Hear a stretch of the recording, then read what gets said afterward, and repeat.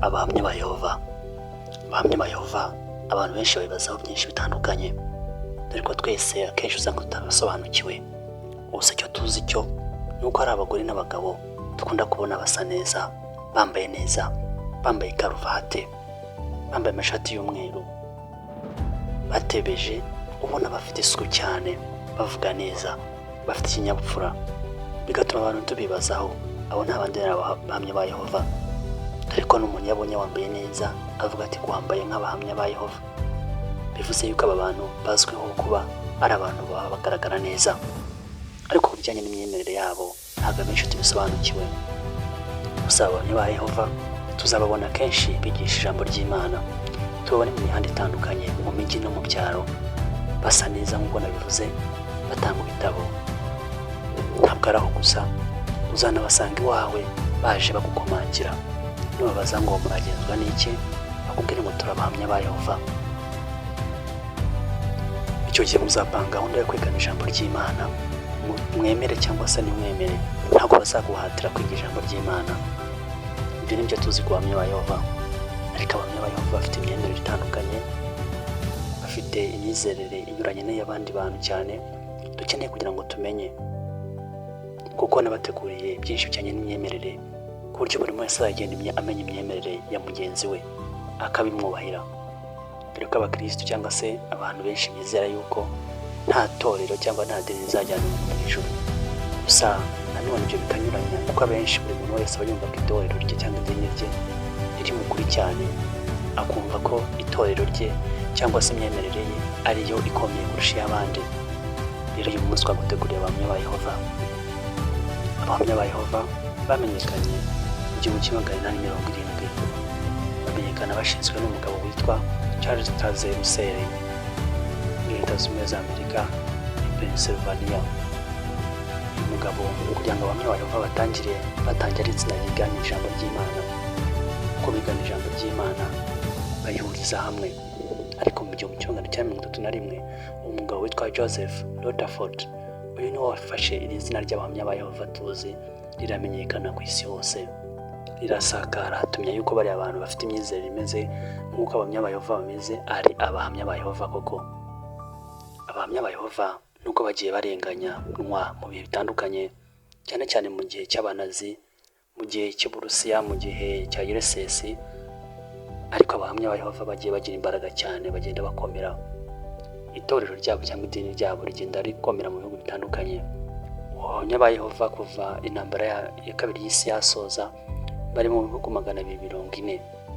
Mu Rwanda abahamya ba Yehova bivuga ko bahagize mu 1970, ariko nanone mu buryo bw'amategeko batangira mu 1992. Ese abahamya ba Yehova ni iki bizera? Batandukaniye nawe wizera cyangombe nawo mu Gatolika, nawo mu Divaniste w'umunsi wa karindwi? Ni iki bizera abandi batizera cyangwa se batandukanye n'abandi? Abahamya ba Yehova kuri Bibiliya bumva yuko Bibiliya ari igomba kubayobora, icyo urumva ko bagihuriraho n'abandi, bakumva yuko ifite ububasha kuri imyemerere yabo. Nanone bakavuga yuko bemera Yehova, Imana ari Yehova. Ni ukuvuga ngo n'ubita aba Yehova ntabwo ari byo, kuko uzaba ubisaba Imana, kuko bavuga yuko Imana ari Yehova. Icyo ngicyo usanga iryo zina Yehova barivuga cyane, barikoresha cyane, urumva ko bitandukanye n'iby'abandi. Ikindi bafite nanone abandi bantu batazi, bavuga yuko abantu bose abenshi bazatura mu isi nshya, isi izaba yahinduye nshyashya. Ariko nanone hakaba umubare 144. Aba ni abantu bazimana ingoma na Yehova. Ibyo urumva ko bibatandukanye n'abandi. Nanone ikindi nanone ni uko bitavuga rumwe, nuko abahamya ba Yehova ntibakunda kwivanga muri politike, mu gisirikare ntabwo wababonamo, ibizihiza iminsi mikuru itandukanye, kuko byo ngibyo bifata nk'imigenzo ya gipagani. Ikindi nanone ntabwo uzabona batanga amaraso, ntabwo ibyo bintu babyemera imyemerere yabo. Ese ni ibiki bakunda gukora mu bikorwa byo kwiteza imbere cyangwa se mu buryo busanzwe? Uzababona abahamya ba Yehova bafasha abantu bari mu kaga, muri za Haiti ahantu habaye imitingito batanga ubufasha butandukanye n'imfashanyo butandukanye, ariko muri mu cyane cyane uzabasangamo n'ibijyanye n'ivugabutumwa, aho bajya ku muryango bigisha ijambo ry'Imana, ndetse batanga n'ibitabo ukunda kubona byanditseho ngo umunara w'umurinzi n'ibindi bitabo bitandukanye bijyanye n'imibereho y'abantu uko bagomba kubaho, ndetse benshi bakavuga ko ibyo bitabo ari byiza. Hari benshi twagiye tuvugana babisoma bavuga yuko bigenda bibahindura, nk'igitabo cyitwa Les Jeunes s'interrogent, aho bavuga ibijyanye n'urubyiruko, ibitabo bijyanye n'imiryango, aho bavuga yuko byagiye bifasha imiryango itandukanye muri iyi si, dore ko muri iyi si muri iki gihe hari imiryango itabanye neza.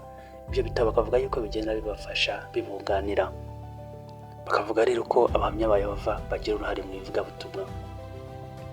Hari n'ikindi kintu mukunda kubabonaho cyane, bo usanga bavuga ko itora ari amakoraniro baba bagiyemo, ntabwo ari mu materaniro, ni mu makoraniro. Ahangaha rero niho bagenda bakiga ijambo ry'Imana bagacukumbura, kuko gahunda yabo bavuga yuko ari ukwiga ijambo ry'Imana bakagira byinshi bamenya bitandukanye. Ese abahamya ba Yehova bayobowe bate? Abahamya ba Yehova ntabwo bagira umuyobozi mukuru ngo uyu ni perezida cyangwa ni visi perezida, ahubwo bagira itsinda ry'abantu bagenda bagafata imyemerere runaka abahamya ba Yehova bagomba kugenderamo. Iyo myemerere igahita ikwirakwizwa ku isi hose, ikagera no mu gihugu ndetse no mu Rwanda ikahakira. niko ubuyobozi bw'abahamya ba Yehova buteye. Abahamya ba Yehova ariko nanone nubwo bimeze bityo, bafite byinshi banengwa bitandukanye.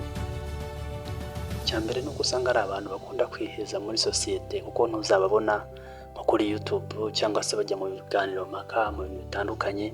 Ibyo rero bakabona yuko bakumva yuko kwiheza kwabo ari byo byiza, ariko ku bantu nabo ntabwo ibyo bintu bashimisha, ko babona ko ari abantu batajya mu bandi bantu ngo batange communication cyangwa se babashe kwitabira ibintu biganiro mpaka n'abandi bantu. Uko twagerageje no gushaka ibiganiro biberekeyeho bivugwa n'abahamya ba Yehova, ariko ntabwo usanga bakunda guhura n'abantu batandukanye ngo babe baganira ku bintu bitandukanye. Icyo rero abantu barakibanenga cyane. Ikindi nanone bavuga ku bahamya ba Yehova nuko nanone kijyanye no kwa muganga, kijyanye n'uko badatanga amaraso, numva ko icyo kintu kibangamira abantu, kuko hari abantu baba bayakeneye ndetse no kuyahabwa bashobora kuva ubuzima. Icyo ngicyo numva ko ari ikintu nacyo gituma banengwa. Ikindi cyavuzwe nuko hagati yabo mu makoraniro yabo cyangwa se mu itorero ryabo hagiye havugwaho ibintu bijyanye no guhoterana cyangwa se kuba guhotera igitsina gore, ariko ibyo byose ntabwo bashatse kubishyira ku karubanda, ahubwo bashatse ngo babikemurire mo imbere. Ariko ibyo ngibyo urumva ko bituma babanenga abantu, kuko ibyo ngibi bituma hari abantu bashobora kuharenganira.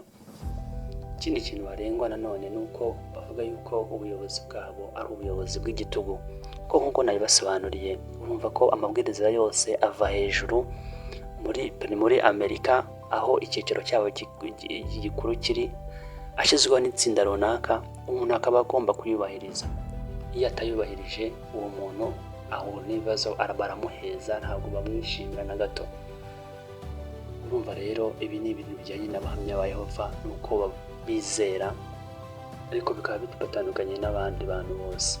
Ikindi nuko bafata andi madini cyangwa amatorero nk'abantu bayobye.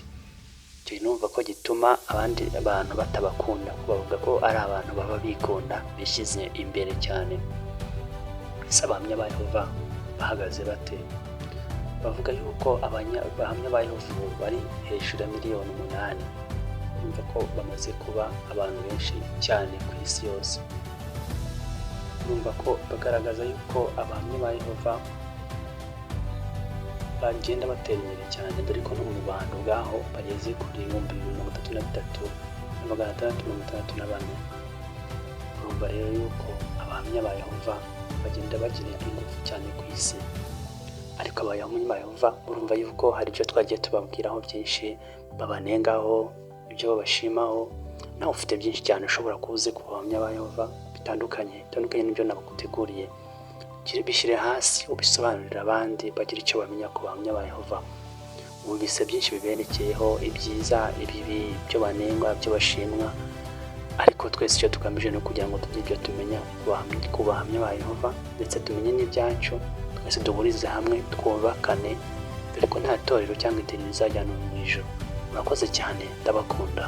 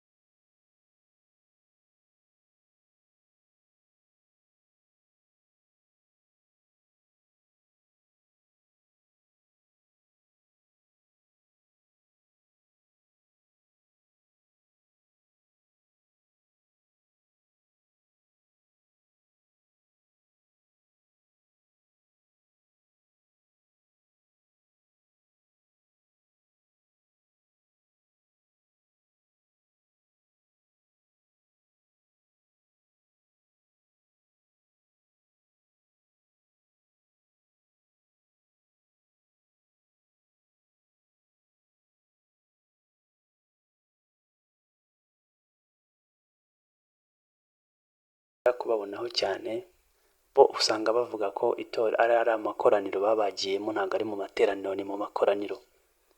Ahangaha rero niho bagenda bakiga ijambo ry'Imana bagacukumbura, kuko gahunda yabo bavuga yuko ari ukwiga ijambo ry'Imana bakagira byinshi bamenya bitandukanye.